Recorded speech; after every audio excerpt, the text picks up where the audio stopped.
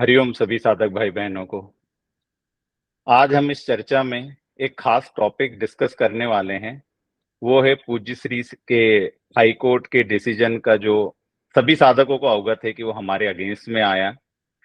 और high court का decision आने के बाद बड़े बड़े वरिष्ठ वकीलों ने उसका पोस्ट एनालिसिस किया। आप सभी साधकों ने देखा होगा, कीर्ति आहूजा जी ने उसका एनालिसिस किया। कई पॉइंट्स उन्होंने रखे, क्या त्रुटियां रही, कहाँ पे केसेस में जजेस को क्या डिफरेंट एंगल लगा। साधकों के मन में कई तरह के सवाल उठे। कई तरह के सवाल उठे कि भाई हमारे तरफ से ये पॉइंट्स केस में क्यों डिस्कस नहीं किया गया, लीगल की तरफ से ये बातें क्यों डिस्कस नहीं की गई। तो आज उन सब पॉइंट्स पे हम चर्चा करेंगे, क्योंकि ये बहुत ही गंभीर मुद्दा है। हर साधक को एक हक है अपना जानने का कि भाई केस की सच्चाई क्या है। आज इस विकट समय में जहां पे हाई कोर्ट का डिसीजन हमारे अगेंस्ट में आ चुका है, वहां पे हम सब एक बार जान लें कि केस में क्या गलती हुई या क्या पॉइंट्स हैं, ताकि जो ये लोग जो आश्रम से हमें तोड़ना चाहते हैं, जो साधकों को ठगना चाहते हैं, उनसे सभी सावधान हो जाए। आज की चर्चा में हमारा ऐसा कोई भी विषय नहीं है जहां पे हम किसी की निंदा या किसी की स्तुति करना चाहते हैं। एक ही मुद्दा है कि हर साधक सचेत रहे, सावधान रहे और उसको पता रहे कि सच्चाई क्या है केस की। आज हम अपने प्रोग्राम में दो विशिष्ट व्यक्तियों को जोड़ा है हमने। एक है आशुतोष भाई, जो कोलकाता हाई कोर्ट में लॉयर हैं, और हमारे साथ में सोनल गुप्ता बहन भी हैं, जो लीगल से 2013 से जुड़ी हुई हैं। हम अपने प्रश्नों की शुरुआत करते हैं ताकि सभी साधक सच्चाई से अवगत रहें, किसी के बोलने पे ब्लाइंडली बिलीव नहीं करें। तो सोनल बहन, मेरा आपसे प्रश्न है कि 2023 में जब मिश्रा जी को शिल्पी बहन के लिए अपॉइंट करना चाहते थे, उस समय क्या हुआ था? थोड़ा आप साधकों को बताएं। हाँ जी, भैया उस वक्त मिश्रा जी को मतलब उनके पास मैं गई थी। किसी ने सजेस्ट किया था उनका नाम, तो मैं उनके पास गई थी। तो उसमें बहुत सारी बातें हुई थी। उन्होंने कुछ ऐसा भी बोला था कि मैं जो भी करूँगा वो केवल शिल्पी के बिहाफ पर ही करूँगा। मैं जिस भी के क्लाइंट के लिए होता हूँ, मैं उसी से वफ़ादार रहता हूँ, फिर मैं बापूजी को भी नहीं देखूँगा। नंबर 1 ये था। नंबर 2 उनका पॉइंट ये था कि मैं कुछ भी चीज़ आपके साथ शेयर नहीं करूँगा। जो भी उनके पॉइंट्स हैं वो सीधे आपको कोर्ट रूम में ही पता चलेगा कि मैं क्या बोलने वाला हूँ। इस पॉइंट पर उनको काफ़ी रिक्वेस्ट किया कि सर देखिए, जो भी डिस्कशन है कोर्ट रूम के पहले हो जाए, क्योंकि अगर कुछ हमको ऊपर-नीचे लगता है तो हम आपसे खुल के डिस्कस कर सकते हैं। लेकिन उन्होंने बोला कि नहीं, ये शर्त पर मैं नहीं मानता, जो भी होगा आपको कोर्ट रूम के अंदर ही पता चलेगा। तो फिर इस पॉइंट को लेकर हमने उनको बोल दिया था कि फिर मिश्रा जी, हम आपको नहीं कर सकते, हम लोग बहुत खुल के आपसे बात कर रहे हैं। अगर आप इस पॉइंट को लेकर हमारी शर्त मानते हैं तो ठीक है, अदरवाइज हम आपको नहीं कर सकते। और वो जो और भी बहुत सारी बातें कर रहे हैं कि मतलब पहले उन्होंने किया है, अभी पता नहीं मेरे को, कि फीस हम देने के लिए फुल तैयार थे। ये था, हम उनके पास जाके फुल सेटिस्फाई हो गए थे और हमने बापूजी को कुछ मैटर रखे, तो वो उनका एक्चुअली उनका विषय है नहीं। हमने किन कारणों से उनको वो बोला कि हम आपको नहीं कर सकते, वो मैंने कारण उनको क्लियर कर दिए थे। फिर भी वो कुछ कुछ चीजें बोल रहे हैं, तो वो कुछ उनका विषय है। सेकेंडली, ये जो वो बातें बोलते रहते हैं कि कामत जी को मैं असिस्ट करना चाहता था, पहले अपील में उन्हीं ने कामत जी को रिकमेंड किया था। उसके बाद मिश्रा जी का शुरुआत से आखिरी तक हमेशा प्रॉब्लम्स और केस की डिफिकल्टी, और बहुत बड़ा केस है, सब गलत हो चुका है, अब कुछ नहीं है, मेरे को बहुत टाइम लगेगा, आज तक उन्होंने एक भी सॉल्यूशन वाला पॉइंट नहीं दिया। और हमेशा क्वेश्चनिंग क्वेश्चनिंग क्वेश्चनिंग, ये उनका हमेशा से रवैया रहा है। और ज्यादातर वो उनका क्या है कि जितने भी केसेस वो एज अ प्रोसिक्यूटर वो जब लड़ते हैं, तो उनको केवल सवाल ही रेस करने हैं। डिफेंड करने में आपकी जो मेहनत और एक्सपर्टाइज लगती है, वो मिश्रा जी ने कभी आज तक एक पॉइंट भी उन्होंने कभी सॉल्यूशन के फॉर्म में दिया नहीं है। वो बहुत सारे कुछ भी एब्सर्ड इश्यूज रेज करते थे। जब इसके बाद मतलब 2023 के बाद बाजवा जी आए थे, तो उनकी एक मीटिंग हुई थी बाजवा जी की, जो सिद्धार्थ भैया ने मिश्रा जी के साथ कराई थी। उस मीटिंग में बाजवा जी ने उनको ऐसा धोया था, ऐसा धोया था, उसमें सिद्धार्थ भैया भी साक्षी थे। और उसके बाद से सिद्धार्थ भैया ने मिश्रा जी को छोड़ दिया था। क्यों? क्योंकि वो लॉ पर भी गलत थे और फैक्ट्स पर भी गलत थे। उनकी जूनियर ने उनको फैक्ट्स पर पूरा गलत कर दिया था। और इवन बाजवा जी ने वो जो ये सब बोलते रहते हैं, एडमिशन है, इसका एडमिशन हो गया, मेरे को भी उन्होंने बोला था कि शिल्पी ने तो पूरा केस एडमिट कर लिया है। सब हो चुका है। लेकिन फिर जब बाजवा से बात हुई तो उन्होंने उन्होंने उनको दो चार सवाल पूछ लिए कि भाई वेरासिटी ऑफ प्रोसिक्यूट्रिक्स अगर करने के लिए अगर दो चार सवाल कुछ पूछे जाते दैट डजंट मीन कि ये आपका एडमिशन हो गया। फिर इवन रेप की धारा भी उनको ढंग से नहीं पता थी तो उन्होंने आईपीसी खोल के दिखाई बाजवा जी ने। तो वो उस दिन के बाद से फिर सिद्धार्थ भैया को भी क्लियर हो गया कि ये बस बोलते रहते हैं, बाकी तथ्यों में कुछ दम नहीं रहता। फिर अभी जब अपील स्टार्ट हुई तब भी वो थे। उन्होंने कई बार वो अगर कुछ ठीक पॉइंट बोलते भी थे तो हम ऐसा नहीं कि हम उनको रिस्पॉन्ड नहीं करते थे, उनको रिस्पॉन्ड हम्म, करते थे प्रॉपर। और जहां पर उनकी गलतियां होती थी या फिर वो एब्सर्डिटी पर जाते थे हम्म, किसी को नीचा दिखाने के लिए तो वहां पर हम उनको ध्यान नहीं देते थे। जैसे उन्होंने शरद भैया के केस में एक पॉइंट बोला था, वो वैलिड पॉइंट था। मैंने सर को बोला भी था, मैंने कहा सर एक काम करती हूँ, मैंने तो ये विनीत सर को बोला ही है। अभी विनीत सर कोर्ट रूम में पीछे की सीट पर बैठे हैं, आप प्लीज चलो, आप भी बोलो कि आप लॉयर हो तो आपकी बात का इफेक्ट होगा। तो वो उधर पर भी बवाल करने लग गए कोर्ट रूम की बाहर ही, नहीं तुम मेरे से बात मत करो, मैंने तुम लोगों को बता दिया, मेरे लिए इनफ हो गया, अब मैं नहीं बताऊंगा। मैंने कहा सर आपको मैं डायरेक्ट वकील के साथ इंटरेक्शन करवा देती हूँ, फिर हम कहाँ बीच में आते हैं, आप ज्यादा अच्छे से कन्विंस कर पाते हो। लेकिन वो बोले नहीं मैं नहीं करूंगा। उसके बाद जब कामत जी आए तो कामत जी का डे वन पर जो उन्होंने स्टार्टिंग में एक ब्रीफ समरी बताई थी, तो मिश्रा जी को बोलते अरे पूरा गड़बड़ हो गया, ये हो गया वो हो गया। तो मैंने मिश्रा जी को बोला था, मैंने कहा मिश्रा जी एक काम करते हैं, कामत जी के साथ आप डिस्कशन कर लो और जो भी है अगर आपको कुछ लगता है तो आप कामत जी को बता देना। तो उन्होंने क्लियर कट मना कर दिया कि नहीं, मेरा वो कामत जी का वो टेम्परामेंट नहीं है अपील लड़ने का, तो मैं उनके साथ कुछ भी डिस्कस नहीं करूंगा। जबकि कामत जी ने बोला था कि आप मिश्रा जी ज्वाइन हो जाओ, ये आप पेपर्स ले लो और जो भी आपको बताना है आप डिस्कशन में शामिल हो जाओ। लेकिन वो उसके लिए भी उन्होंने मेरे को तो क्लियर कट मना कर दिया। बाकी किसी को क्या बोला वो मेरे को नहीं पता। उन्होंने मेरे को बोला कि मैं कामत जी से किसी भी हद में कुछ भी करके डिस्कस नहीं करूंगा। उसके बाद से उनकी एब्सर्डिटी चालू हो गई, बिना मतलब की चीजें पोकना कि ये खराब है वो खराब है। जैसे उन्होंने भव्या शुक्ला के बारे में बोला था कि भव्या शुक्ला के बारे में क्यों ये ऐसा बोल रहे हैं, या मतलब ये कि आयो उसकी उसको तलाश करने के लिए कोई भी वो एफर्ट्स नहीं किए। और वो ईएक्सडी जो 99 का वो कुछ पॉइंट बोल रहे थे कि इसमें ऑलरेडी लिखा हुआ है। तो वो एक वो उसके बारे में भी मैंने उनको बताया था तब भी, और अभी भी मैं बताती हूँ कि जो भी वो भव्या शुक्ला के बारे में बोल रहे थे, देखिए एक तो हमारे अगेंस्ट में ऑलरेडी एविडेंस ट्रायल कोर्ट का आ गया है। हमारे पास दो ऑप्शंस थे, या तो हम उसको डील विथ करें या तो हम उसको डील विथ नहीं करें। अगर हम डील विथ नहीं करते तो ट्रायल कोर्ट का जैसा जजमेंट था वो एज इट इज हमारे अगेंस्ट में लिया जाता। फिर कामत जी की स्ट्रैटेजी ये थी कि भव्या शुक्ला को जब आप लाए नहीं हो तो उनको जो फोर्सफुली अपने अगेंस्ट में गवाही देने के लिए जो आईओ फोर्स कर रही थी, करमवीर के लोग फोर्स कर रहे थे, वो क्लीन वो एक कोर्ट के सामने आई थी कि भाई हमारे ऊपर ऐसा प्रेशर किया जा रहा है। तो it was duty of the court कि वो उसको कोर्ट विटनेस की तरह लाए, कोर्ट कोर्ट की ड्यूटी थी। तो दिस वाज द आर्ग्यूमेंट जो हमने आर्ग्यू किया था।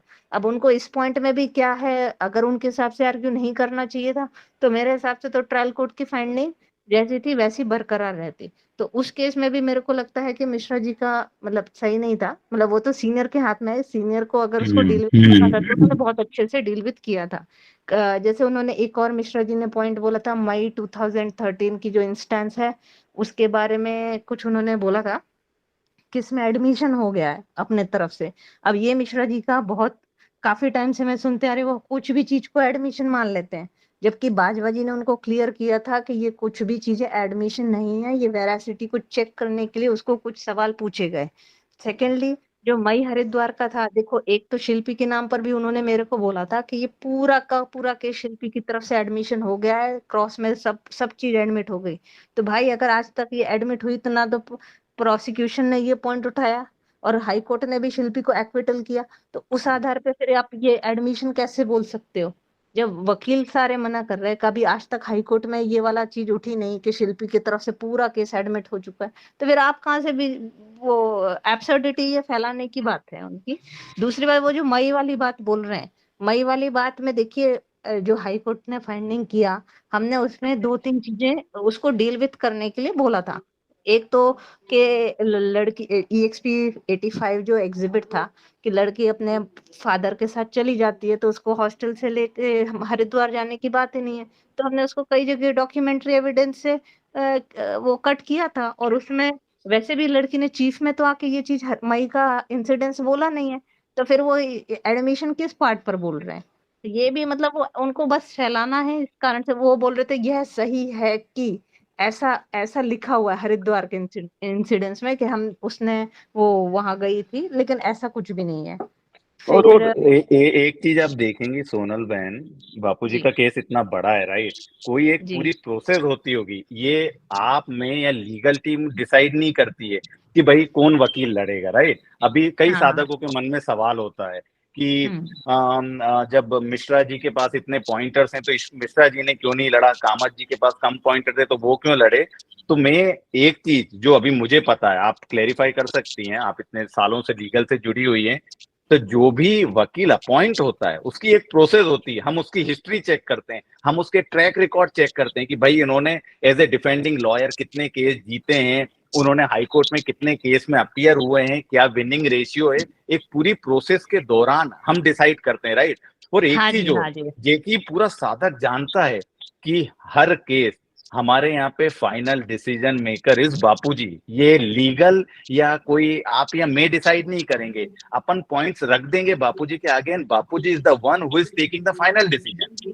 हाँ अभी ये जी। कई साधकों के मन में संदेह है कि भाई नहीं लीगल देखिए, बापूजी को देखिए गलत बापू इंफॉर्मेशन जी, देके नहीं थोड़ा नहीं सा नहीं, कन्विंस देखिए कर रहे हैं। बापूजी का हमेशा ये बेस्ट क्वालिटी मतलब बापूजी का सबका सहयोग और बेस्ट बेस्ट चीज को लेने का बापूजी का वो रहता है, इसलिए हम इसमें तो ये नहीं बोल सकते। इवन मिश्रा जी को भी बापूजी ने चांस दिया था कि चलो मिश्रा जी आप असिस्ट करिए, आप कामत जी को असिस्ट करिए, आपका चीज भी वो होना चाहिए, काम आना चाहिए। तो जब उनको एक असिस्टेंस का बापूजी की तरफ से रोल दिया गया था, तो उन्होंने कामत जी को वो पार्ट क्यों नहीं निभाया? मैंने जब उनको सामने से बोला था कि सर आप कामत जी को जो भी आपको इनपुट देने आप दे दो, उनका आदत क्या होता था ना कि वो कोर्ट रूम में जाके सीधे उनके कान में बोलते थे। अब जो वकील अपने कुछ माइंड फ्रेम बना के बैठा है और आप एन मोमेंट पर जाकर उनके कान में कुछ बोलोगे, तो वो उनको थोड़ा सा डिस्टरबेंस होता था।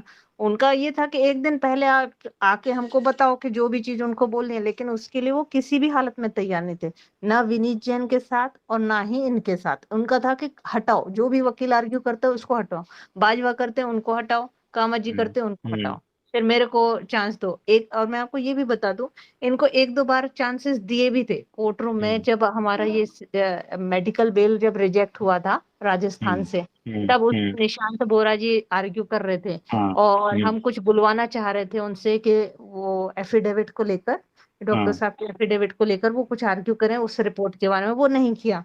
तो फिर उनको थोड़ा सा चांस दिया था कि मिश्रा जी अब आप बोलो। तो जब उनको बोलने का टर्न दिया, तो वो वही चीज, मतलब उनको हमने एक्स्ट्रा ऑर्डिनरी सर्कमस्टेंसेज में, कि जब हमारा हम्म वकील मेन वकील नहीं बोल रहा तो बाजू वाला वकील बोल, उस सर्कमस्टेंसेज में भी वो बोलते कि सर इनको एम्स ले जाने के लिए अलाउ करो। अब वो तो ऑलरेडी हमको परमिशन थी और वो हमको ऑर्डर में लिखाना भी नहीं था, फिर भी। हम्म और हम्म निशांत को अवॉइड भी कर रहा था कि एम्स वाला नहीं आए, क्योंकि वो आने से हमारा आरोग्य वाला थोड़ा प्रॉब्लमेटिक हो रहा था।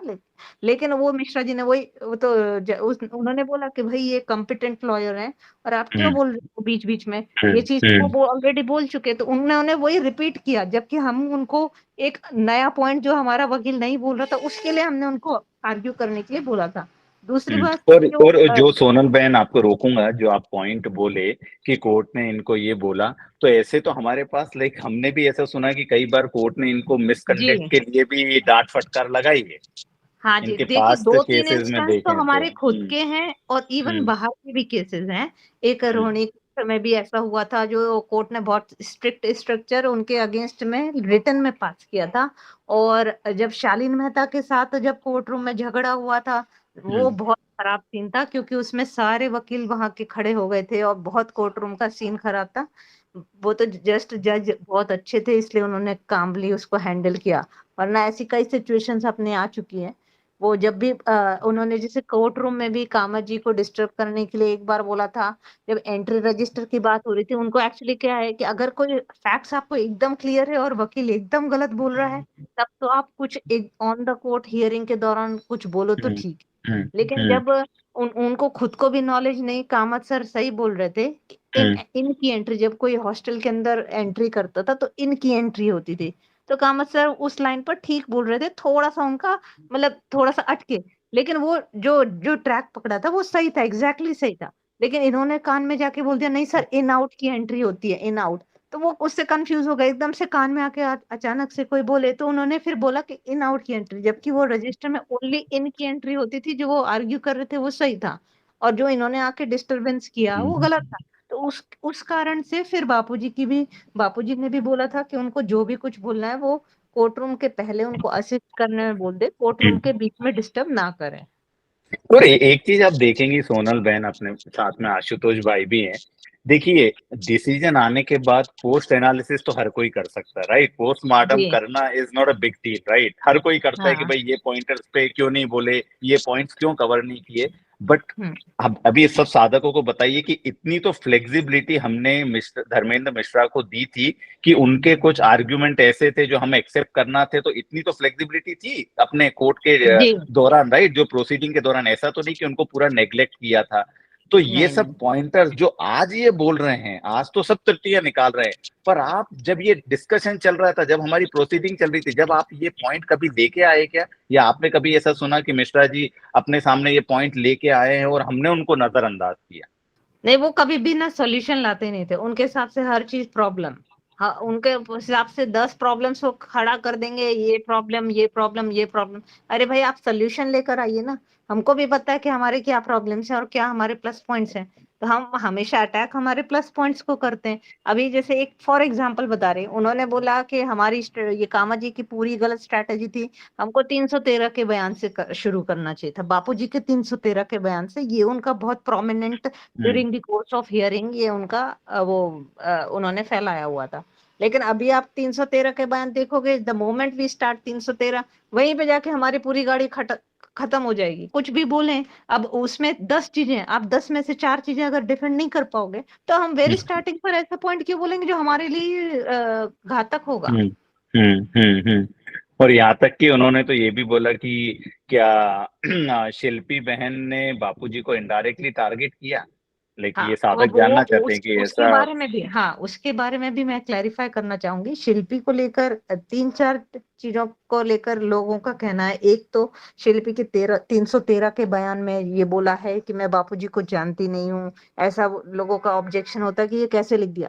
अरे भाई, जानती नहीं हूँ इन द सेंस के पर्सनली कुछ बापूजी से कुछ इंटरेक्शन नहीं है। बापूजी was at the top of the hierarchy and Shilpi was appointed। बापूजी की 40 गुरुकुल हैं और उसमें कोई अपॉइंटमेंट होता है तो हर अपॉइंटमेंट को लेकर हर कोई बापूजी से डायरेक्ट जानता हो, ये कोई या जरूरी नहीं। करेक्ट। जानता इन द सेंस कि पर्सनली कनेक्टेड हो, ये हम्म, ऑब्वियस सी बात। हम्म, अब उसको हम्म, लेकर लोगों ने बहुत इशू पॉइंट बनाया। लेकिन वो हम्म, इवन जजमेंट, हाई कोर्ट के जजमेंट में भी है कि भाई हम्म, ये इसको जानती है, अपॉइंटमेंट है, ऐसा कुछ। वो उसके बारे में भी हाई कोर्ट ने थोड़ा सा उसको कंसीडर किया था। सेकेंडली, मिश्रा जी का ये कहना था कि 2 वकील अलग अलग होना चाहिए, शिल्पी हम्म, की तरफ से अलग और बापूजी की तरफ से अलग। इसमें उन्होंने ये भी बोला था कि 2 कॉन्ट्राडिक्टिंग स्टैंड होते हैं अगर को एक्यूज के, तो दोनों के वकील अलग अलग होना चाहिए, जाके ताकि एक दूसरे के ऊपर भाई आरोप लगा सके कि बापूजी की तरफ से ये होना चाहिए कि भाई शिल्पी ने क्या किया मेरे को नहीं पता, और शिल्पी की तरफ से होना चाहिए कि बापूजी ने क्या किया मेरे को नहीं पता। ये उनका एक एक वो व्यू पॉइंट था। अब इसको हम्म, लेकर हमारा एक वकील रखने का क्या प्लान था और क्या हमने किया, उसको मैं थोड़ा सा क्लैरिफाई करती हूँ। नंबर 1, जब हमने केस जब बापूजी की एक तो बहुत पहले स्टार्टिंग में आ गया थी 2019 में कि जो मेरा वकील रहेगा वो शिल्पी का वकील रहेगा। फिर मिश्रा जी ने 2023 में बोला, कामा जी को हम्म, भी बोला सर दोनों के लिए हम्म, अलग अलग वकील होना चाहिए। उस हम्म, वक्त हम्म, कामा जी से पर्सनली पूछा था, मैंने कहा सर क्या बेस्ट रहेगा, आप एडवाइस कीजिए क्योंकि मिश्रा जी ने आपको ऐसा ऐसा बोला है कि दोनों अलग। कामा जी बोले कि देखो अगर आप अलग अलग लॉयर करोगे ना तो ये जो हम्म, एक दूसरे की तरफ से जो कन्फ्लिक्ट स्टैंड है ना, बोले it hmm, will be very difficult for you to get an advocate के जो बापूजी की तरफ से मतलब बापूजी को कन्फ्लिक्ट ना करे, ऐसा हम्म, कोई वो हम्म, आर्ग्यूमेंट हम्म, मतलब हम्म, करेगा ही करेगा, इसलिए hmm, it is very difficult for you. बोले ऐसा तो ये उनका एक वो था कि तुमको अगर ऐसा एडवोकेट मिलता है तो देख लेना। हम्म, लेकिन हम्म, फिर और बापूजी का भी ये था कि जो मेरा एडवोकेट है वही शिल्पी का एडवोकेट होगा। मूल अगर रूट ही चला गया तो हम्म, पत्ती का क्या वो रहेगा, बापूजी का हम्म, ही केस हम्म, अगर एक्विटल हो गया तो शिल्पी और हम्म, शरद क्या बचते। तो बापूजी का जो स्टैंड था हमारा ये था कि पूरे केस को लेकर मतलब ये जो छिंदवाड़ा की जो भी घटना थी, घटनाक्रम हम्म, था, वो पूरा हमको डिनायल की तरफ कि ये स्टोरी फॉल्स है। हमारा ये उद्देश्य नहीं था कि शिल्पी को क्या पता था या बापूजी को क्या पता था। This was not our strategy. Strategy was कि this case as a whole is false right from 2 August to 15 August. ठीक है? तो जब बापूजी की तरफ से जब आर्ग्यू हुआ तो वो इस सेंस में ही हुआ कि दिस स्टोरी स्टार्ट्स फ्रॉम वो चक्कर आ गई, तो उन्होंने एक-एक सेंसेस को लेकर रखा। फिर भी हमने अपने यहाँ 2 मतलब शिल्पी की तरफ से एक वकील हमने रखा था कि अगर कुछ ज़रूरत पड़ती है और कामत जी की तरफ से कुछ आर्गुमेंट छूट जाते हैं, तो हम अपना वकील भी खड़ा कर सकें और कामत जी के आर्गुमेंट्स अडॉप्ट करना है तो वो भी कर सकें। दोनों ऑप्शंस थे क्योंकि हमने एक जूनियर रखा था, जो कोर्ट में बहस भी कर सकता था। तो ये पॉइंट पर कि हमको इस स्ट्रैटेजी पे एक-दूसरे के कॉन्ट्राडिक्टिंग स्टैंड लेना था, वो हमारी स्ट्रैटेजी थी ही नहीं। हमारी ये थी कि पूरी केस स्टोरी गलत है और इसलिए हमने वैसा स्टैंड लिया था कि दोनों के सेम एडवोकेट्स थे। हाँ सोनल बहन। हाँ जी, अभी जो ऑर्डर में भी जो शिल्पी और शरद को एक्विटल करने का जो स्टैंड हाई कोर्ट ने लिखा है, वो पूरा का पूरा, क्योंकि देखिए during the course of argument मतलब एक शिल्पी की तरफ से तो एक्चुअली आर्ग्यूमेंट्स हुए ही नहीं है। जब कामा जी ने स्टार्ट किया था ओपनिंग सेशन में, तो उन्होंने बोला था I am arguing for appellant number 1 and उन्होंने शिल्पी की तरफ से आर्ग्यू नहीं किया था। अनफॉर्चुनेटली हमारा ये था कि लास्ट में, क्योंकि कामत सर ने बोल दिया था कि Monga is not listening now, he will not listen me if I argue from on behalf of Shilpi, so it is better कि अपन दूसरा मतलब जो शिल्पी का एडवोकेट है वो आर्ग्यू करे। तो हमने उसको लास्ट हियरिंग पर हमारे एडवोकेट को खड़ा किया था और तब मैंने भी पुश किया था कि सर आप वो टाइम लेकर कल के लिए वो कर लो और कल अपने को शिल्पी की तरफ से आर्ग्यू करना है।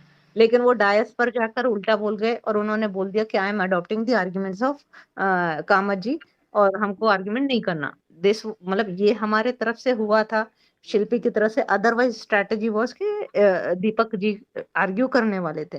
ठीक है, अब उस वक्त मिश्रा जी मेरे को खूब बोल रहे थे जब ये हुआ, तो उन्होंने मेरे को खूब सुनाया कि तुमने शिल्पी की तरफ से बहुत बड़ा अन्याय किया है, तुमने शिल्पी को की तरफ से कुछ आर्गुमेंट ही नहीं किए, तुमने उस लड़की की जिंदगी बर्बाद कर दी, ये कर दिया वो कर दिया। अब जब ऑर्डर आ जाता है, शिल्पी की तरफ से not even a single line argue हुई है कोर्ट में, और बिना आर्ग्यूमेंट के कोर्ट और जो विनीत जैन ने भी जिस आधार पे मीन्स रिया और मेंस रिया और वो सब जो technical terms A to B B to C, ये विनीत जैन की तरफ से भी ना आर्ग्यू हुए थे ना ही शिल्पी की तरफ से। फिर भी कोर्ट ने शिल्पी और शरद के नाम पे वो आर्ग्यूमेंट्स लिखकर उनका एक्विटल किया। तो वो ये बोल रहे हैं कि बापूजी को फंसा के ये लोगों ने अपना अपना काम निकाल लिया, ये एकदम गलत है। क्योंकि वो क्या है, चांस देखकर जैसा उनको हवा लगती है, जिससे उनका टीआरपी जैसे बढ़ती है, उस हिसाब से बोलने लग जाते हैं। अब उस वक्त मेरे को उन्होंने इतना सुनाया कि तुमने बापूजी के उसमें तुमने शिल्पी की जिंदगी बर्बाद कर दी, तुमने आर्ग्यूमेंट्स ही नहीं किए, और आज की डेट में बोलते हैं कि तुमने शिल्पी को बचा लिया और बापूजी को फंसा दिया। तो ये ड्यूअल उनका स्टैंड तरफ से एक भी आर्गुमेंट हुआ ही नहीं कोर्ट में, तो फिर वो कैसे बोल रहे हैं कि मैंने फंसा दिया या वो कर दिया। इवन शरद भैया की तरफ से भी ये कोई आर्गुमेंट नहीं हुआ। अब वो कोर्ट ने तो अपने हिसाब से लिखा है, वो एक अलग ही। और वो तो यहाँ तक हमने सुना कि वो बोले कि कामत जी की दलीलें बिल्कुल भी इफेक्टिव नहीं थी कोर्ट में। इसकी क्या सच्चाई है बहन? हाँ देखिए, उसके लिए भी मैं बताती हूँ। देखिए मोंगा डे 1 से ना सुनने में ज्यादा इंटरेस्टेड थे नहीं, वो हर चीज में बस 2 मिनट का हो गया, बस हम नहीं सुनना चाहता, ये नहीं वो नहीं। लेकिन जितने भी अपने आर्ग्यूमेंट्स थे लगभग मतलब 80% आर्ग्यूमेंट्स अपन ने पूरे किए हैं। लास्ट के 20% में मोंगा ने बोल दिया था कि नाउ अब हम we have lost our patience and now we are not going to listen you any more. क्योंकि उनका डे 1 से एक माइंडसेट बन के आया था। और ये चीज हमने कब देखी थी, जब ये एक बंदा काफी है मूवी आई थी और इन जंग के लिए हमने स्टे के लिए वहां पर हाई कोर्ट में लगाया था। तब लास्ट हियरिंग में स्टे तो उन्होंने दिया नहीं था पुष्पेंद्र भाटी जी ने, लेकिन एक हियरिंग मोंगा सर के सामने गई थी और उस वक्त उन्होंने बापूजी के लिए बहुत खराब कमेंट किए थे। तो मेरे को ये तो था कि इसके मन में बापूजी के लिए सही नहीं है। लेकिन जब ये अपील हमारी शुरू हुई और ये हमने डे 1 से उसमें देखना शुरू कर दिया था कि ये बिल्कुल ना सुन रहे हैं ना अप्रिशिएट कर रहे हैं, और जब भी होता है उल्टा उल्टा वो चीज बोलते हैं। मतलब जो एविडेंस में भी नहीं है, कुछ नहीं है, तो अपने हिसाब से कर रहे थे। तो हमको तो ये था कि मतलब लग ही रहा था कि मोंगा सर प्री बायस्ड हैं हाँ तो अपने। इसमें तो क्या, आप कोई भी वकील XYZ वकील ले हाँ आओ, अगर किसी ने हाँ अपना प्री माइंडसेट बना ही लिया है कि भैया वो आपके आर्ग्यूमेंट को वैसे भी इम्पोर्टेंस देने वाला नहीं है, तो इसमें तो क्या आप धर्मेंद्र मिश्रा को भी ले आते तो भी हाँ कोई तो भी ज्यादा यही। हाँ, आउटपुट आपको और डिफरेंट इवन नहीं दिख अपने जाता। अपन ने जो भी WS मतलब रिटन सबमिशंस दिए हैं, कुछ हम्म। भी उन्होंने नहीं लिया और अप्रिशिएट भी नहीं किया। जो ट्रायल कोर्ट में अपने तरफ से जो आर्ग्यूमेंट्स थे वो नोट डाउन करके कॉपी पेस्ट मारा है। रेयरली एक हम्म। आधा आर्ग्यूमेंट कुछ उन्होंने नोट डाउन किया, बाकी हम्म। सब अपने तरफ से इंटरप्रिटेशन करके कुछ का कुछ कर दिया। और हम्म। मतलब बेसिक चीजों के फैक्ट्स भी डिस्टॉर्ट कर दिए। हम्म। तो हम्म। वो तो उनका मतलब एकदम ही जजमेंट जो है वो एकदम प्री बायस्ड और हम्म। इमोशनल, जैसे कोई नॉवेल लिख रहा हो इस टाइप से जजमेंट लिखा हुआ है। इसमें अप्रिसिएशन बिल्कुल भी नहीं है। करेक्ट। और एक पॉइंट और था, सोनल बहन की दिल्ली में बापूजी को एडमिट नहीं कराना का, like is it A wrong advice या क्या था, उसकी सच्चाई क्या है? एक बापूजी को जब देखिए, सर। को इमीडिएटली जाना पड़ा, लेकिन फिर बापूजी अगर हॉस्पिटल में एडमिट होते, दो दो व्यूज आ रहे थे। एक तो एडमिट हो जाएं, फिर लेकिन जो तमाशे बनते हैं ना हमारे यहाँ, जो पुलिस हम्म। अरेस्ट करती है और उसके बाद हमसे मैनेज नहीं होता, और वो फिर वो जो फोर्सफुली लेके जाने वाला सीन होता है, वो इतना खराब, मतलब इमेज के हम्म। लिए ना वो हमेशा के लिए एक धब्बा होता है। हम्म। अगर आप हम्म। देखेंगे हम्म। 31 अगस्त को जब बापूजी को अरेस्ट हम्म। किया था यहाँ पे, तो दौड़ से। वो सीन हमको दोबारा रिपीट नहीं करना था, क्योंकि हमको नहीं पता। अब हमने जैसे सपोज हमारे हाई कोर्ट के ऑर्डर्स होने के बाद जेल एसपी ने बापूजी को कितना सहन हम्म। करवाया, हम्म। तो हम्म। लाइफ में कुछ भी अनफोर्सिन हो बहुत ही सकता बहुत था। ही वैलिड और पॉइंट है आपका ये, क्योंकि देखिए साधकों को सिर्फ आप एक लाइनर दे दी कि भैया बापूजी को दिल्ली में एडमिट नहीं कराया इन्होंने, ये इनकी अलग साजिश थी। अरे बैकग्राउंड तो समझो, पॉइंट तो समझो। ये सेम इंसिडेंट इंसिडेंट अपने साथ ऑलरेडी हो चुका था 2013 में। हाँ जी, हाँ सबको जी। पता है, ये साधक सब अवेयर है, राइट? तो ऐसा ब्लाइंडली बिलीव मत करो, ये सब साधकों से निवेदन है। कोई भी कुछ बोल रहा है सुनो, ऐसा नहीं है जैसे अभी सोनल बहन ने, जहां हमारी गलतियां हुई कि जिस दिन हमारा ऑर्डर आया वहां पे कोई प्रेजेंट नहीं था। डेफिनेटली ये हमारा फॉल्ट था और एक्सेप्ट करना चाहिए। बट ऐसा नहीं है कि आप बिना जाने किसी को बिलीव करो, और खासकर उन लोगों को तो मत करो, राहुल जोशी, डब्लू, जो पिछले 12-13 साल से साधकों के पैसे लूट लूट के नए हथकंडे अपना रहे हैं। कभी अमृतानंद को लेके आएगा, कभी किसी को लेके आएगा, कभी केस के नाम पे, कभी आश्रम के नाम पे। तो इनके ऑब्जेक्टिव समझो, कई बार बापू ने इनसे अवगत कराया है। और एक एक प्रोसेस है हर चीज में, जैसे सोनल बेन ने अब हर पॉइंट पे जस्टिफाई किया कि भाई what is the background, background क्या था, क्यों ऐसा कदम उठाया गया। हाँ आशुतोष भाई बोलिए। अच्छा सोनल बहन एक चीज बताइए, लाइक सभी साधकों के मन में ये क्वेश्चन आया, मेरे भी, और लाइक हर साधक के मन में आया था कि जिस दिन अपना डिसीजन आया था हाई कोर्ट में, कोई भी वकील नहीं था उसको लेने के लिए। What was the background? बहुत साधकों के हृदय व्यथित हुए। कोई भी नहीं था, लाइक बहुत ही शर्मनाक बात हुई अपने लिए, समझ ही नहीं आ रहा था कि क्या करें। तो उसके पीछे क्या बैकग्राउंड है, क्या प्रॉब्लम, किसकी गलती है, क्या है?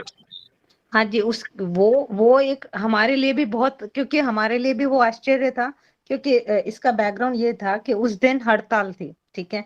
तो लोकल एडवोकेट्स कोई अपीयर नहीं होने वाले थे, और यही हुआ था, यही हमको पता चला था, क्योंकि आरसी ने हर तरफ से हर किसी को ब्लॉक करके वो रखता है, और वो कुछ भी जो भी इंटरेक्शन होते हैं वो वकीलों से वो बाहर किसी को बताता नहीं है।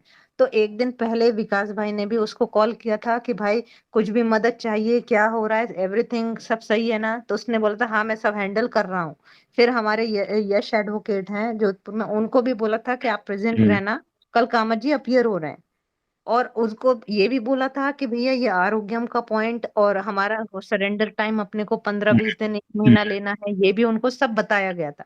लेकिन हाँ। आश्चर्य इस बात का है कि जब कामत जी ने उनको एक दिन पहले ही मना कर दिया कि I am not going to come, उस केस में या तो उनको हमको बता देना चाहिए था, हम्म। किसी को भी हम्म। उसने बताया नहीं। हम्म। हमारा एडवोकेट भी इसी उसमें था, वो भी एकदम हम्म। मतलब उसका भी माइंड उसने नहीं बना के रखा था अचानक हम्म। से कुछ हो जाएगा। उसको यही था हम्म। कि कामत जी विल आर्ग्यू, सारे लोगों ने कामत जी विल आर्ग्यू। हम्म। तो हम्म। उस चक्कर में हम लोग वो रहे कि कामत जी जब रहेंगे तो ही विल सब हैंडल कर लेंगे।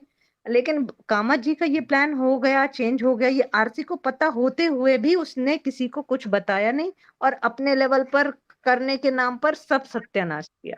और ये उसकी जो मोनोपोली चलती है, इसी कारण से सारे साधक अगेंस्ट में भी हैं कि वो कभी भी किसी भी चीज का वो बताता नहीं है। कुछ अगर सिचुएशन बिगड़ रही है, सपोज रिजॉइंडर में अगर कुछ बिगड़ रहा है, तो आपको बताना चाहिए कि भैया ये प्रॉब्लम्स हैं, हमको पता चल रहा था कि ये फाइल नहीं कर रहा है, जबकि कामत जी ने पहले बोल दिया था हमको कि we should not wait for Solanki to file his rejoinder his reply, हमको फाइल कर देना है क्योंकि हमको ओरल का चांस नहीं मिला है। तो ये उन्होंने 23 तारीख ही बोल दिया था, फिर भी इसने इतना दिन का गैप किया। तो ये उसकी प्रॉब्लम्स हैं और वो उसके लिए रिस्पॉन्सिबल है जो कुछ भी ये अनफोर्सिन हुआ है। या ये यही काफी जगह से सुना है कि भाई वो गलतियां कर रहे हैं तो उनको मना क्यों नहीं करते हैं। भाई आरसी ने कई गलतियां करी तो उसको लाइक आइडली आश्रम की तरफ से या लीगल की तरफ से उसको मना करना चाहिए, तो वो सुनते नहीं है। ये जो भी है, बट ये अपना आश्रम का लीगल या आरसी का मैटर है, इनको सॉल्व करना चाहिए आरसी को, ताकि यही सेम गलतियां अपन सुप्रीम कोर्ट में रिपीट नहीं करें। मैं आशुतोष भाई के पास आना चाहूंगा। भैया आप तो वकील हो, कोलकाता हाई कोर्ट में आप वकील हो, तो आपको तो पता ही है कि वकील का चयन जब भी कोई केस होता है तो हम कैसे करते हैं। तो जैसे अभी मैंने जो सवाल सोनल बहन से भी पूछा था, आपसे भी आपकी व्यू जानना चाहूंगा कि कई साधकों के मन में संदेह भैया कि क्यों कामत जी को लाए, क्यों धर्मेंद्र मिश्रा को नहीं लाए जब वो ऑलरेडी साईं जी का केस हैंडल करते हैं। तो भैया क्या पॉइंट्स होते हैं, like how we are deciding, like हमें सब पता है कि like final decision maker is Bapu ji, but जब हम कुछ चीजें बापू जी के आगे प्रेजेंट करते हैं तो क्या क्या वो इंपॉर्टेंट चीजें होती है which is helping to make that final decision कि भाई आपका लॉयर कौन होने वाला आगे। जी देखिए, बापूजी का जो केस है वो एक हाई प्रोफाइल केस है और उसमें सर्वोच्च न्याय जो डिसीजन है वो बापूजी स्वयं लेते हैं। उसके बावजूद भी जो भी साधक परिवार है, जो भी साधक कम्युनिटी है, वो हमेशा यही चाहता है कि जो काउंसिल हो हमारा वो बेस्ट हो, जो इस मामले के लिए जो हमारे केस के सर्कमस्टांसेस है उनके लिए बेस्ट हो। और जब हमारे भी कोई क्लाइंट हमको चुनने के लिए आते हैं तो वो इन चीजों को देखकर ही हमें चुनते हैं। अब यदि हम्म आप धर्मेंद्र मिश्रा की बात करें तो उनका जो प्रैक्टिस का एरिया रहा है, प्रथम बार तो हाईकोर्ट में ऐसा कोई वो बहुत प्रभावशाली कोई कुछ उनका रिकॉर्ड रहा नहीं है कि हाईकोर्ट में उन्होंने कुछ प्रभावशाली जजमेंट लाया हो। यदि वो कुछ केसेस अपने गिनाते भी है तो वहां पर देखा गया कि वो डिफेंस प्रोसिक्यूशन की तरफ से लड़ते हैं। वो देखिए, प्रोसिक्यूशन के दौरान क्या होता है कि आसान होता है, क्योंकि पॉक्सो आदि के केसेस में जो डाउट है, जो बेनिफिट ऑफ डाउट है वो विक्टिम को मिलता है और ये जो एक्यूज्ड है उसको प्रूव करना होता है कि मैं निर्दोष हूँ। तो जब हमारी जो आश्रम की लीगल टीम है उन्होंने जब ये रिकॉर्ड्स को देखा तो उनको लगा कि ये फिट नहीं है केस के लिए। और उसके बाद भी यदि आप प्रोफेशनल एथिक्स की बात करें, चूंकि मैं भी लॉयर कम्युनिटी से आता हूँ, तो हमारा प्रोफेशनल एथिक्स यही सिखाता है कि हम जिस केस को स्टडी कर रहे हैं उस केस में हमारा रोल जो भी हो, लेकिन उस केस में फैसला हमारे पक्ष में आए जिसके लिए हमने काम किया है। यदि धर्मेंद्र मिश्रा ने इस केस को बहुत अच्छे से स्टडी किया है, जैसा कि वो वीडियो में दावा कर रहे हैं और वीडियो में काफी तथ्य वो रख भी रहे हैं, तो वो एक ब्रीफिंग काउंसिल के रूप में कामत जी को ब्रीफ कर सकते थे। और लीगल टीम ने उनको कई बार ये अवसर दिया भी। यह कहना सरासर गलत होगा कि उनको अवसर नहीं मिला ब्रीफ करने के लिए, जैसा कि राजेश नामदार जी कर रहे थे, जैसा कि कोई भी मान लीजिए कोई जूनियर काउंसिल सीनियर काउंसिल को ब्रीफ कर ही सकता है। यही तो प्रोफेशनल एथिक्स है ना। लेकिन जहां प्रोफेशनल एथिक्स दिखाना चाहिए था मिस्टर को, वहां पर उन्होंने ये दिखाया कि कोर्ट में जाकर इस तरीके का रवैया कर रहे हैं जो जज के सामने भी एक नेगेटिव इम्पैक्ट ला रहा है और जो वहां पर स्टैंडिंग काउंसिल है उनको भी इरिटेट कर रहा है। ये चीजों को देखकर लगता है कि टीम ने उनको मौका दिया था, लेकिन वो खुद ही प्रूव जब नहीं स्वयं को कर पाए। एक पूरे प्रोसेस के बाद काउंसिल को चुना गया और उसके बाद अभी आकर एक राजनीति करने के लिए, एक टीआरपी बटोरने के लिए इस तरह की बातें करना, मुझे नहीं लगता है कि एक लॉयर कम्युनिटी को कहीं से भी शोभा देता है। या बहुत ही वैलिड पॉइंट बोले भैया, आपकी पूरा एनालिसिस होता है जो भी। और बापूजी जैसा बड़ा केस देखने के लिए तो like we have to ensure कि 100% सारे डिसीजन एक्यूरेट हों कि किसको आप सेलेक्ट कर रहे हैं। और देखिए सभी साधक जानते हैं फाइनल डिसीजन मेकर बापूजी हैं, ये लीगल टीम या आश्रम या किसी और का काम नहीं है कौन वकील लेना है कौन नहीं करना। और स्टिल अभी तो अपनी लीगल टीम ने स्टिल इतनी फ्लेक्सिबिलिटी दी है कि किसी के मन में कुछ भी डाउट आता है, यू हैव प्लान बी, आप आके मिलिए बापूजी से, लीगल टीम मिलवाएगी आपको, आप प्लान बताओ उनको फिर मिलवाएगी आपको कि भाई आप ये गलती कर रहे हैं मुझे दो। ये तो फ्लेक्सिबिलिटी है ना, सभी से ओपन है, वो तो किसी को रोका नहीं है। पर सही बात तो ये है आशुतोष भाई की पिछले 13 साल में कोई गए ही नहीं। जो ये मेंढक की तरह टेंटे करने वाले राहुल जोशी और डब्लू, ये तो कभी गए नहीं, इनके तो किस मुंह से जाएंगे। सालों से तो पैसा ऐंठते आ रहे हैं साधकों से, किस मुंह से जाएंगे। इनका उद्देश्य बापू को बाहर लाना तो कभी रहा ही नहीं है। अच्छा, एक चीज और थी आशुतोष भाई की, हमने सुना साई जी का केस भी धर्मेंद्र मिश्रा हैंडल कर रहे हैं। देखिए, जहाँ तक साईं जी के केस का विषय है, उनके पानीपत से रिलेटेड केस और कुछ एक छोटे केस में वो उनको रिप्रेजेंट कर रहे हैं, लेकिन जहाँ तक हाईकोर्ट वाली मैटर का बात है, उनको कभी भी साईं जी की ओर से भी धर्मेंद्र मिश्रा को हाईकोर्ट में पैरवी करने के लिए नहीं ऑथोराइज किया गया। और इसका कारण है, जो मैंने पहले सवाल में ही कहा है, कि ये हाई प्रोफाइल केसेस है और यहाँ पर बैकग्राउंड चेक करके किसी को रिस्पॉन्सिबिलिटी दी जाती है। एक पूरा थोरो प्रोसेस होता है, उस प्रोसेस में वो फिट नहीं बैठते। जहां तक वो फिट बैठते हैं वहां तक तो उनको मौका दिया ही जा रहा है, वो कई केसेस को रिप्रेजेंट कर भी रहे हैं। लेकिन जिन केस में वो कंट्रीब्यूट कर सकते थे, वो कंट्रीब्यूशन नहीं देके बाद में साधक कम्युनिटी को गुमराह करने के लिए एक ऐसे प्लेटफॉर्म को चुनना जो वर्षों से साधक कम्युनिटी को ऑलरेडी हैरेस कर रहा है, ऑलरेडी एक्सटॉर्शन कर रहा है, ऑलरेडी पैसे उगाही के कई सारे मामले आए हैं उस प्लेटफॉर्म से। पूज्यश्री ने स्वयं साधक जो समाज है उनको आगाह किया है, उनको जागरूक किया है।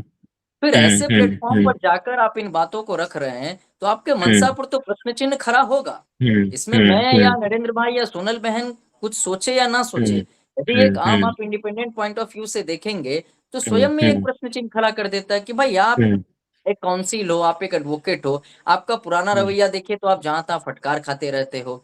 तथापि आपको आश्रम टीम ने मौका दिया, आपको कई बार कॉन्फ्रेंस करने के अवसर दिए गए, आपसे कई बार पूछा गया कि आपने केस को थोरो स्टडी किया तो आप रिटेन पॉइंट्स दो जो कोर्ट में हम जमा कर सके। उस समय आप डिगबाजी करते रहे, और अभी लास्ट में टीआरपी बटोरने के लिए आप सस्ते वीडियोस बना रहे हो, सस्ती लोकप्रियता बटोरने के लिए साईं जी के केस का आप नाम प्रयोग कर रहे हो। भाई, आपको कहीं पर भी हाईकोर्ट में आपको नहीं ऑथोराइज किया गया उस केस को देखने के लिए। आपको जहां तक ऑथोराइज किया गया वहां आप इनपुट नहीं दे पा रहे हो, वहां आप आउटपुट नहीं दे पा रहे हो। और अन्य केसेस में साधक कम्युनिटी को गुमराह करने के लिए जो आप ये हथकंडे अपना रहे हो उगाही गैंग के साथ मिलकर, मुझे लगता है कि बड़ा दुख का और बड़ा दुर्भाग्य का विषय है। बिल्कुल सही बोले आप आशुतोष भाई। सोनल बहन, एक प्रश्न और था कि जब हम सबको पता है कि आरसी गलती कर रहा है, कई दिनों से गलती करता आ रहा है, तो उसको कोई रोकता टोकता क्यों नहीं है? क्या दिक्कत है? मतलब इतना बड़ा अपना हाई प्रोफाइल केस है जहाँ पे गलती की गुंजाइश ही नहीं है, वहां पे एक व्यक्ति दिन दहाड़े इतनी गलतियां कर रहा है और हम सिर्फ चुप रह के देख रहे हैं, तो क्या है? लाइक कोई उसको रोकता टोकता नहीं है क्या बहन?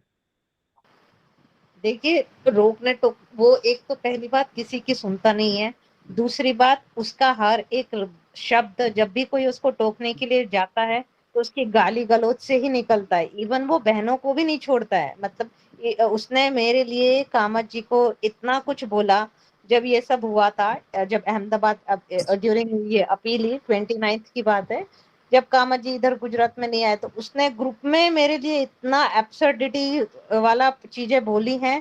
और उसके बाद फिर कामत जी ही उस ग्रुप को लेफ्ट कर गए क्योंकि उसने बदतमीजी की हद कर दी थी। और जब मैंने बोलना शुरू किया तो उसने मेरे को सारे ग्रुप से ब्लॉक कर दिया, सबसे हटा दिया। उसका एक ये रहता है कि वो अपनी मोनोपोली चलाता है और जो कोई उसके लिए बोलेगा फिर वो किसी भी नीचता पर उतर जाता है। हाँ, पर अभी ठीक है बहन, देखते हैं। अभी सुप्रीम कोर्ट में हमें ये सब गलतियों से बचना है, तो लीगल और आरसी भाई भी अगर सुन रहे हो तो उनसे यही निवेदन है कि भैया ये आपका व्यक्तिगत केस नहीं है। इस केस से हजारों लाखों करोड़ों साधकों की भावना जुड़ी है। अपने आपसी मतभेद को भूल के हम सब साधकों को बापू निर्दोष बाहर चाहिए, यही आपसे निवेदन है भैया। तो आशुतोष भाई, एक क्वेश्चन और था। और लाइक धर्मेंद्र मिश्रा ने अभी जो प्रोग्राम किया राहुल जोशी के साथ, तो उन्होंने ये भी बोला कि बापूजी को आज तक कोई अच्छा वकील मिला ही नहीं।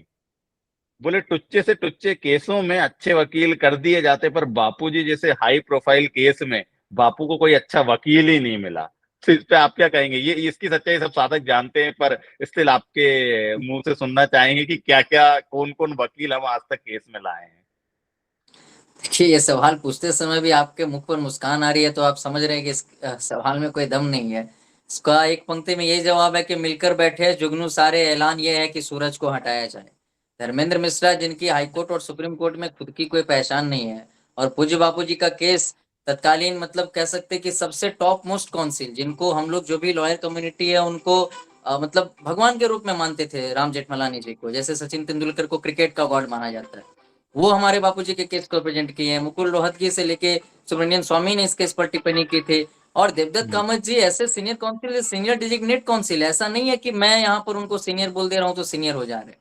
अब जो जुडिशरी में एक सीनियर डिजिग्नेशन का एक बहुत लंबा प्रोसेस है, वो उनके हिस्ट्री को देखकर सीनियर डिजिग्नेशन दिया जाता है। जहां पर वो यूनिफॉर्म पहनते हैं जज वाले। तो देवदत्त कामत जी का ऐसा रिकॉर्ड है कि जब शिवसेना का जो स्प्लिट वर्डिक्ट वाला मैटर आया था उसमें उन्होंने पार्टी को रिप्रेजेंट किया था, और ऐसे कई सारे लैंडमार्क केसेस में उन्होंने रिप्रेजेंट किया है पार्टीज को। तो ऐसे काउंसिल को आप कह रहे हैं कि तहसील लेवल के वकील नहीं है, तो यह बताता है कि आप बौखलाए हुए हैं। आपके पास पॉइंट्स है तो पॉइंट्स के साथ काउंटर करो, यही एथिक्स बताता है। लेकिन आप सड़क छाप गुंडे की तरह भाषा उपयोग कर रहे हो, इसका मतलब है कि आप कहीं से भी किसी भी दिन हमारे केस को प्रेजेंट करने के लायक ही नहीं थे, और लीगल टीम ने बिल्कुल सही फैसला लिया यदि आप जैसे तत्वों को इस केस से दूर रख रहा तो। आशुतोष भाई, एक प्रश्न और था। जैसा कि धर्मेंद्र मिश्रा ने अपने वीडियो में बोला था कि कीर्ति आहूजा ने जो वीडियो बनाया था, कीर्ति आहूजा जी का वीडियो मेरे ख्याल से हर सब साधकों ने देखा होगा। उन्होंने जब अपना अहमदाबाद का भी वर्डिक्ट आया था तो उन्होंने पूरा एनालिसिस करके एक निष्पक्ष वीडियो बनाया था। और अभी भी जोधपुर हाई कोर्ट के डिसीजन पे उन्होंने सारे पॉइंट बिल्कुल निष्पक्ष रखे, क्या क्या गलतियां हैं, क्या क्या पूरे बिंदुओं पे उन्होंने बात करी। पर उन्होंने, धर्मेंद्र मिश्रा बोल रहे थे कि इनका वीडियो तो फालतू है, ये तो टीआरपी के लिए है, तो उस पे आप क्या कहेंगे भैया? देखिए, व्यक्ति की पहचान कर्म से होती है, शब्दों से नहीं होती है। अब आप समझिए कि एक ऐसा काउंसिल जो इस केस से जुड़ा हुआ है, वो ऐसे प्लेटफॉर्म को चुन रहा है जहां से हमेशा आश्रम को नुकसान पहुंचाया गया। और कीर्ति आहूजा ना तो साधक कम्युनिटी से आती है, ना उनका हमारे साथ कोई सेल्फ इंटरेस्ट है। तथापि वो एक ऐसा फाउंडेशन चलाती है, एक निष्पक्ष लॉ प्रैक्टिसिंग के तौर पर, जहां पर उनको कहीं पर भी कोई साधु संत के साथ, चाहे वो ऐसा फाउंडेशन वाले सदगुरु वाला मैटर ले ले या कहीं पर भी उनको यदि कहीं अन्याय होते हुए दिखता है, तो एक लॉयर के रूप में वो अपनी आवाज को उठाती है, और उनके आवाज को देश सुनता भी है। ये उनका व्यूवरशिप इस बात का गवाह है। अब आप सोचिए कि जहां पर एक ऐसे लीगल प्रैक्टिशनर जिनका हमारे साथ कोई ताल्लुकात नहीं है, उसके बावजूद भी वो सामने आकर निष्पक्ष रूप से केस का एनालिसिस करती है। और उस केस के एनालिसिस में यदि आप कमेंट्स को पढ़ेंगे, तो जो निष्पक्ष, जो नॉन साधक कम्युनिटी भी है, वो भी इनसे प्रभावित होगा।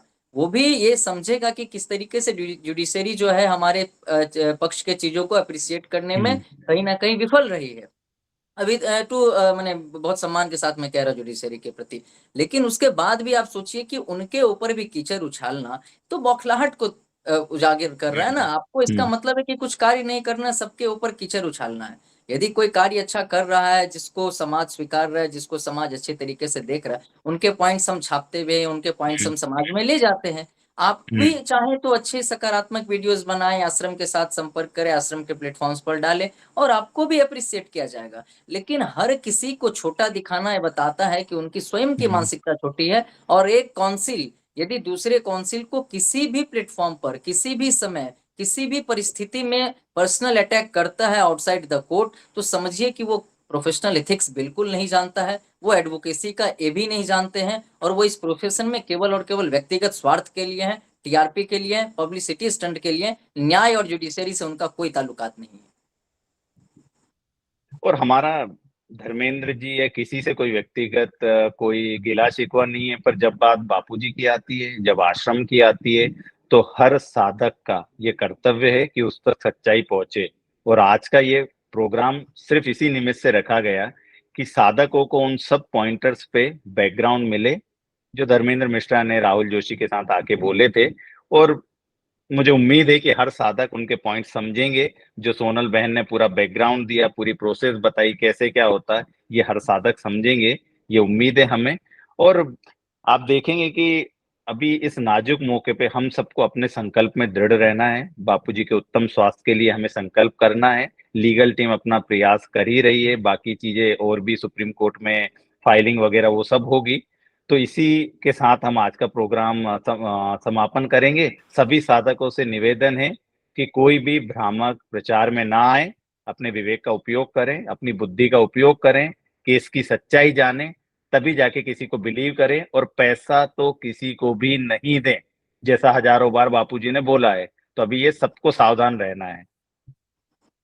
सभी साधकों को हरिओम।